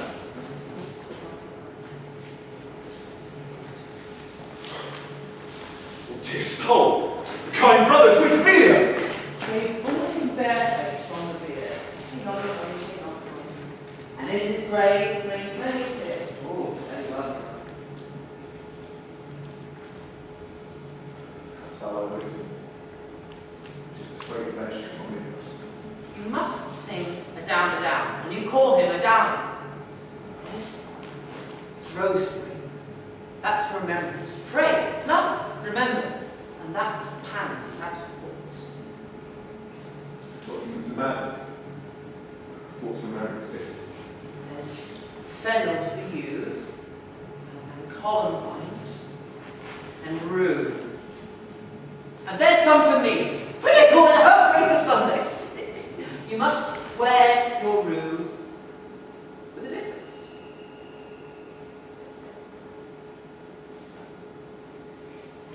I would have given you some violets, but they were withered when my father died. They say you better go there. For Bonnie, sweet Robin, it's all my joy. And will he not come again? And will he not come again? No, no, he is dead. Go to thy death, he never will come again. His beard was white as mountain snow, all flaxen.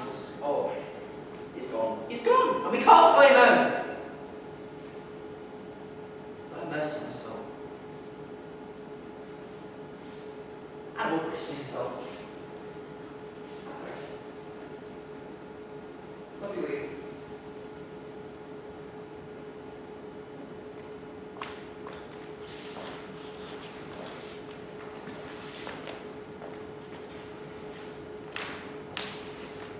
You see this?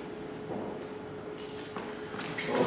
Laertes, if my direct or my collateral hand may find us touched, we will our kingdom give, our crown, our life, and all that we can ours, to you in satisfaction.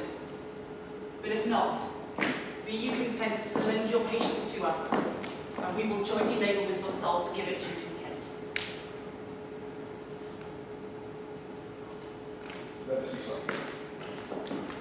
His means of death. His obscure funeral. No trophy. Sword nor hatchet over his bones, no more weight of form or sensation. Cry be heard as well from heaven's earth, I must call it into question.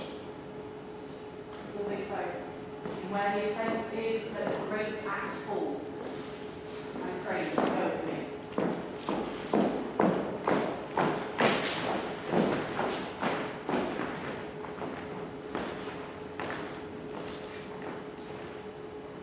Horatio. Here we were, 2 days old at sea. Pirates were very warlike and pointless gave us a chase. Finding ourselves too slow to sail, we got on a compelled trial and, in the grapple, I boarded. On the instant they got clear of our ship, so I alone became their prisoner. They dealt with me like thieves of mercy. They knew what they did. I am to do a good turn for them. Let the Queen have the letters I have sent, and repair thou to me with as much speed as thou wouldst fly death. I have words to speak in thine ear that will make thee dumb, yet are they much too light for the bore of the matter. Rosencrantz and Guildenstern hold their court for England, of them I have much to tell thee. Farewell. She that thou knowest thine, Hamlet.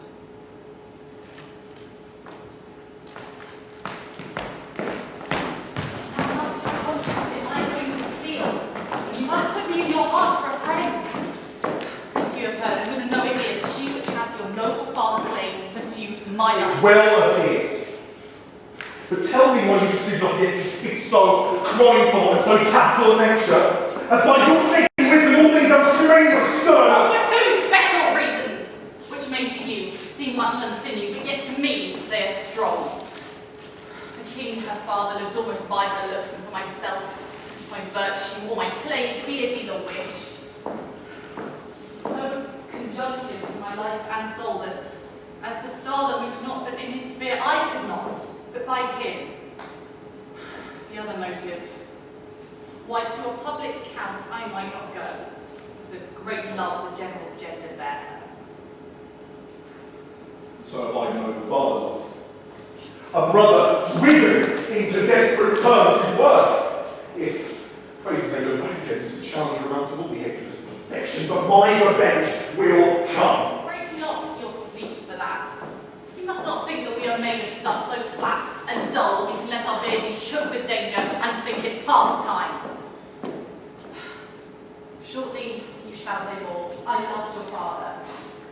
love ourselves, and that, I hope, will teach you to imagine. And now, on news. Letters, my liege, from Hamlet. This to your majesty, and this to the king. Laertes, you will hear them. Leave us. My knighty, you shall know I have set naked on your kingdom. Tomorrow shall I beg leave to see you between the eyes, when I shall first ask you your pardon thereunto, recount the occasion of my sudden and more strange return. Hamlet, what should this mean? Will all the rest come back, or is it some abuse and no such thing? Blowing the hand. It's Hamlet's character. Let her come. It warms the very sickness in my heart. I shall live to tell her to her teeth. Thus didst thou. If be so, Laertes, will you be ruled by me? My lord, so you not only rule me to a peace? To thine own peace. She be now returned, is checking her voyage, which it means no more to undertake it. I will work her to an exploit, now ripe in my device, under the which she shall not choose but fall, and for her death no wind of blame shall breathe, but even her father will uncharge the practice. Call it accident. My lord, I will be ruled. It falls right. You have been talked of since your travel much, and that within Hamlet's hearing for a quality wherein they say you shine. Your sum of parts did not together pluck such envy from her as in that one, and that, in my regard, the unworthiest. What part is that, my lord? I made confession of you, and gave you such a masterly report for art and exercise in your defence, and for your rapier most especially, that they cried out, it would be a slight indeed if one could match you. The skirms of their nation they swore had no motion, nor guard, nor eye for your opponent. Hamlet comes back. What would you undertake to prove yourself your father's son indeed, all no violence? To cut her throat in the church. This indeed should not sacrifice. Revenge should have no bounds. But good Laertes, will you do this? Keep close within your chamber. Hamlet returns shall know you have come home. All wage on your heads. She, being remiss, most generous and free from all contriving, will not peruse the foils, so that with ease, or with a little shuffling, you may choose a sword unmated, and in a pass of practice requite her for your father. I'll do it. And for that purpose, on my sword. Some water that in my practical blood, no cast out some rarely notable virtues of simple under the moon can save the thing from death. It is but scratch with hope. I'll touch my foot with this contagion if I call her slightly. It may be death. Let's think further on this. Weigh what convenience both the time and means may fit us to our shape. If this should fail, we shall drift it through our bad performance. Better not assayed, therefore this plan shall have a back or second that I hold. This should last and prove. Let me see. When in your motion you are hot and dry, and make your bouts more violent to that end, rather prepare her a drink. She, whereon but sipping, if she by chance escape your venom struck, half purpose might forbear. And now, sweet king. Your words drown her.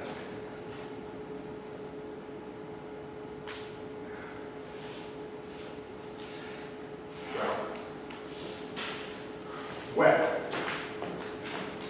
There is a willow that starts to crook. It shows a Polonius glasses too. There is fantastic answer.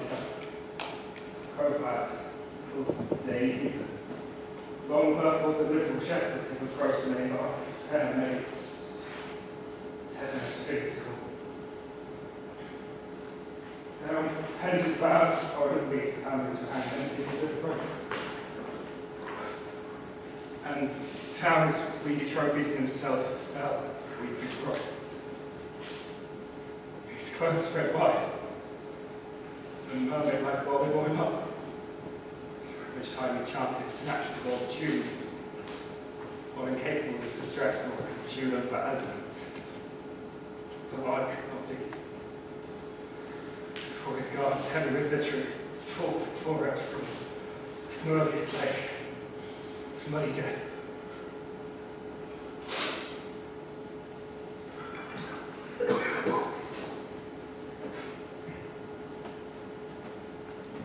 Alas, he is drowned.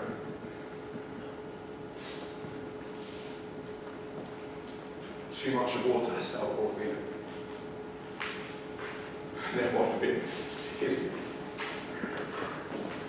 It is our trait. Nature custom laws. Let shame settle to run. When these are gone, the woman will count.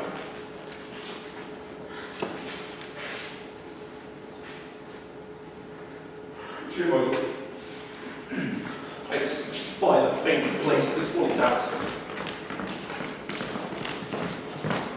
Is he buried in Christian burial? Lord seeks his salvation? I tell thee he is, and therefore make it straight. The crown hath settled him, and he finds a Christian burial. How can that be? Unless he drowned himself in his own defence. It must be say offendendo. Oh, nay, Give me leave. Here lies the water. Good. Here stands the man. Good. If the man go to this water and drown himself, he goes wherever he goes, mark you that. But the water comes to him and drown him. He drowns not himself. Argal, he that is not guilty of his own death shortens not his own life. Will you have the true thought? If this had not been a gentleman, he would not have been buried on Christian burial. Well, thou sayest. I'll put another question to thee. If thou answerest not to thy purpose, confess thyself. Go to. Who builds stronger than a mason, a shipwright, or a carpenter? The gallows maker. Well, that frame outlives 1,000 tenants. I like thy wits well. And who builds stronger than a shipwright, a mason, or a carpenter? Could I learn to know more about it? I want to ask that question again. Say, a great maker, how does he make lots of moves then? Go, questions to you there.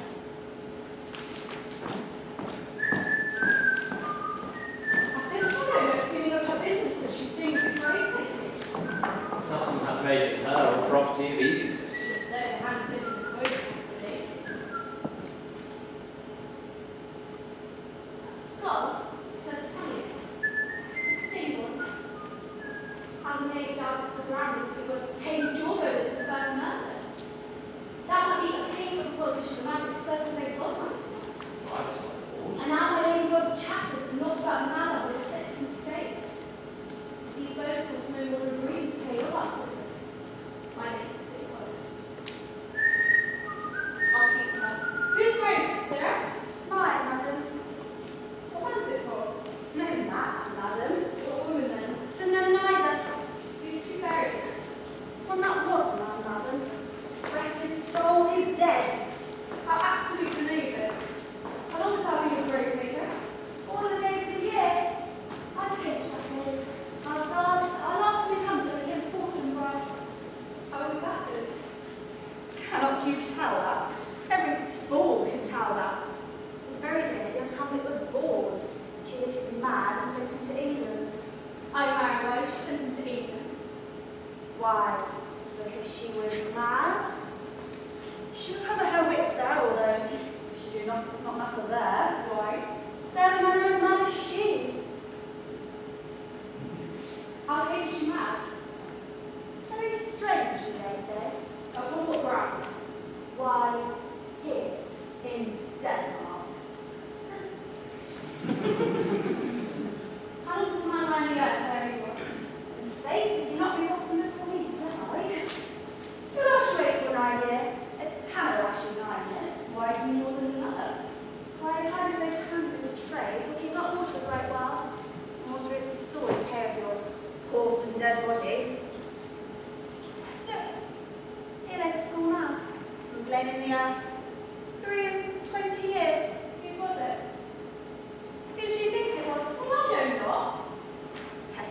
for a mad rogue.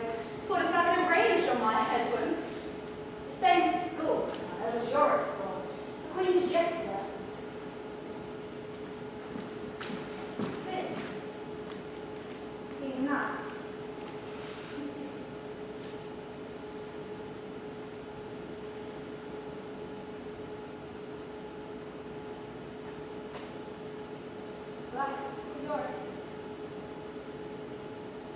You him, Horatio.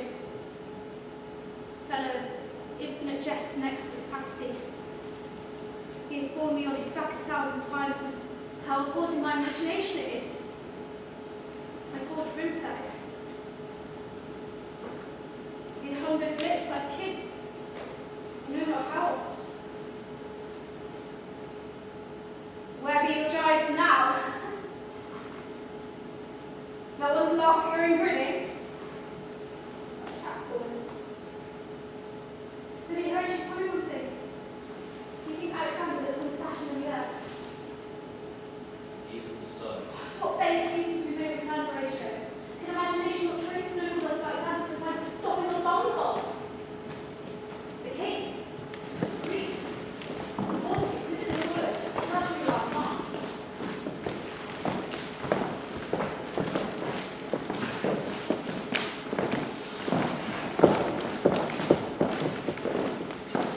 Lay him in the earth. And let us stay on our religious flesh and violence. Peter. I hope I'm through. I hope I provide the best it was. And not destroy like Won't hold off the earth well. Just cut poison once more.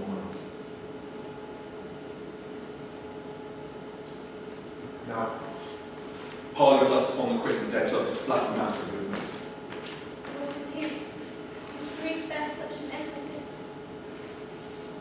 It is I, Hamlet the Dane! Then take my soul! I really take my fingers from my girl, hold my hand! Hamlet! I love Amelia! 40,000 brothers cannot with all their love make up my soul! What would you do? She is mad, lady! Show me what you do! Who'd weep?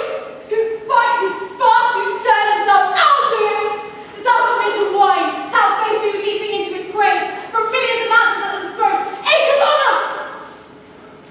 This is mere madness. Wait on, but welcome.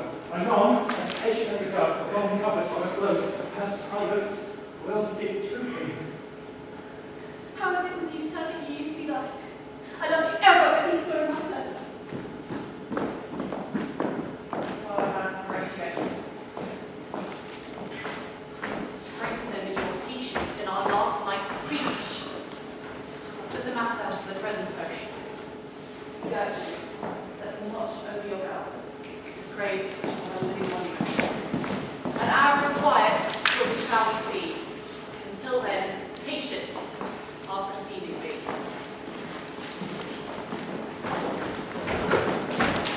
So much for this, sir, I should see the other. You do remember all the circumstances? Remember it, my lord. Sir, in my heart there was a kind of fighting that would not let me sleep. You thought I lay worse than meetings in Dilworth. Rashly and praised the Russian spirit let us know it was a special something reserved well when I was across the pool. Up in shadows and dark, had my desire feeling their packets and defied and drew to my own ruminating. My fierce kiss manners to unseal their recognition what I found. Oh, royal knavery, an exact command, larger than several sorts of reasons importing Denmark. Tell him as truth that on the supervised, no legislating him not to sit grinding with an axe in my head should be struck off. Is it possible His that... commission. And that hereby proceed. Aye, my lord. He sat me down, devised a new commission ready to bed. And that being effective also I raised pray an you, let me... earnest conjuration with the Queen, as England was her faithfully tributary, as love between them like a palm might flourish and peace should slip her wheezing garden bare, though without debating further, more or less, she should have variance, but to Sutton's death no strive to find out. So, Guildenstern and Rosencrantz. Dead.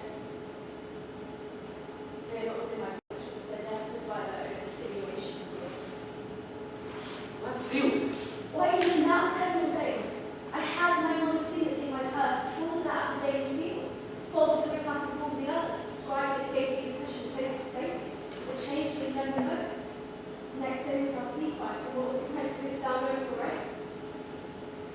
What kind of queen is this? She did not think to see standing upon that she that had killed my queen and torn my father, put in between the election of my hopes, for an act of anger against my proper life, is not cosset, is not perfect conscience to quiz her with this arm. But in our nature, further evil and that should come. Peace. Peace. Who comes here? Your ladyship is right. Welcome back to Denmark. I humbly thank you. Sweet lady, your ladyship were in leisure. I should impart you a thing from the man. Here, things really come back to the Laertes. What is the nomination of him? Of Laertes. Of him, yes. The queen hath played that in the other castle between you and him, he shall not exceed you 3 hits. She hath played on 12th the 9th, and it will result in immediate trial of your ladyship. Vouchsafe the answer. How pronounced no? I mean, lady, the opposition of your person in trial. I walk here in the hall for please her majesty. It is the breathing time of day with me. Let the fools be brought, the gentleman willing, and the king holds purpose. I will win for him, I can. If not, I will gain nothing but shame out of his. I am constant to my purpose.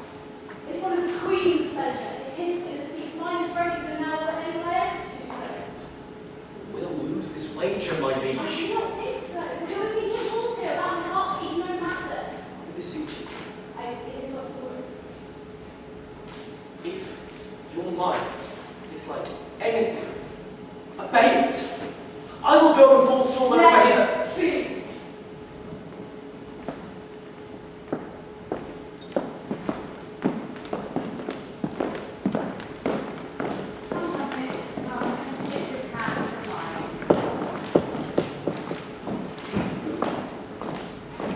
Give me your pardon, sir. I have done you wrong, but pardon is your right answer. I'm satisfied.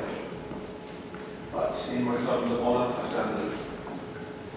You see, offered love, I'd love and not wrong it. I embrace it freely. But how will this brother's wager frankly pay? Come the foils, I'll be your foil, Laertes, and in mine ignorance your skill shall, like a star in the darkest night, stick fire off indeed. Not this. No, by this hand. Give them the foils, young Francisco. Cousin Hamlet, you know the wager? Excellent, well, your grace has laid the odds on the weaker side. I do not fear it. I have seen you both, and since he is bettered, you have therefore odds.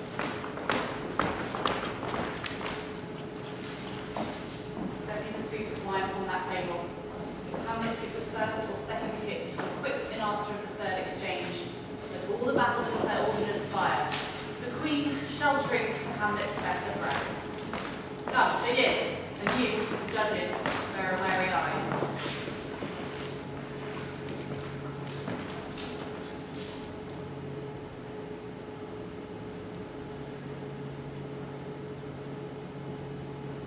Come, sir.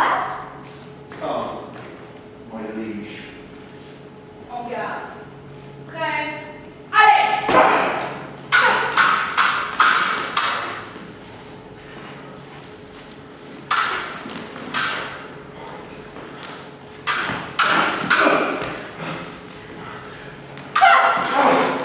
No! Judgment! A hit! A very powerful hit! Okay! Stay! Give me the drink. Here's to thy health. Give her the cup. No, thanks to all, I'll take this first. Come. En garde. Prêt. Allez!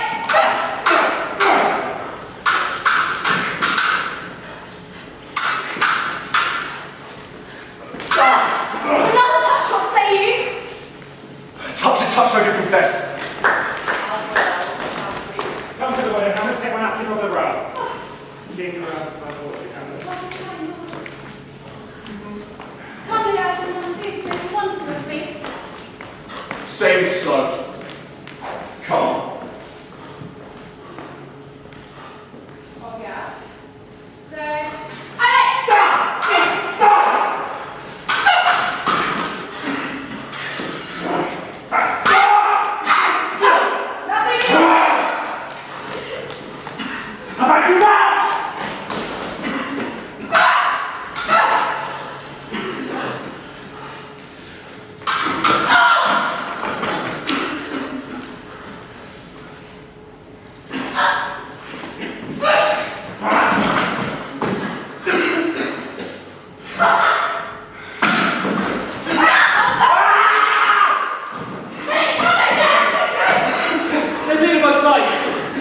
about, my lord?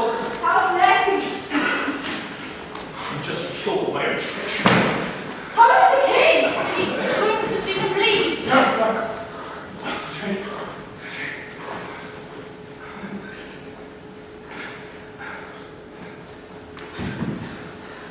Oh, villainy, treachery, lock the door, seek it out! 'Tis here, Hamlet! Hamlet, thou art slain. No medicine in the world can do thee good. Indeed, there is not half an hour of life. The treacherous instant is in thine hand, and base and envenomed. The treachery has turned itself on thee long ere I long, never to rise again. Thy father's poison! I can no more. The Queen's to blame. Wait, invented too? Then invented to my work. Ah! Here thou yourself, murderous bastard! Ah! Drink up this poison! Out of union here! Murder my mother!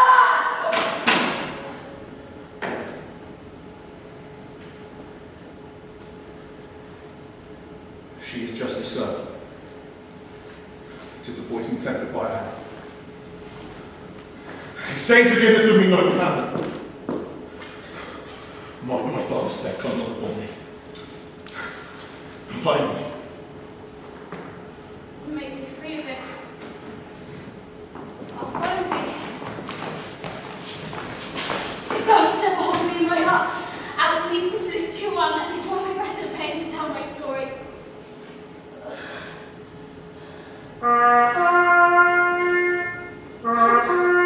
What warlike noise is this? 'Tis your photograph of Pippa from Poland that makes this warlike noise. I die, Horatio. Risen quite overcrowds my spirit. I will receive the head of my soul from us. She has my dying voice. Just tell her the occurrence. Laertes have solicited. Rest is silence.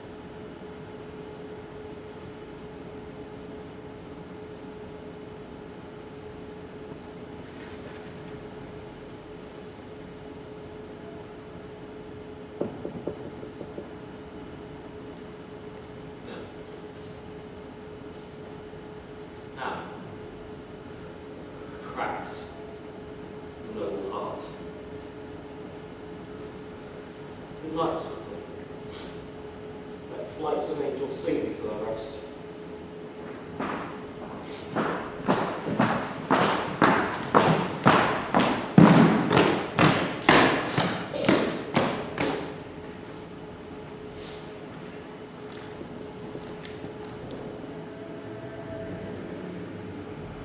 What is this sight? Give order that these bodies high on the stage be placed to view, and let me speak to the yet unknown world how these things came about.